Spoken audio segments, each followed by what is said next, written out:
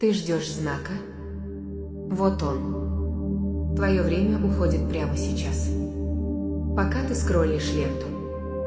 Пока ты убеждаешь себя, что еще успеешь, и сейчас просто не время. Знаешь, в чем твоя главная проблема? Ты боишься не ошибки. Ты боишься успеха. Потому что настоящий успех потребует от тебя всего: твоего комфорта, твоих пустых привычек и твоего старого, слабого «я». Ты можешь остаться здесь, в этой уютной, знакомой клетке.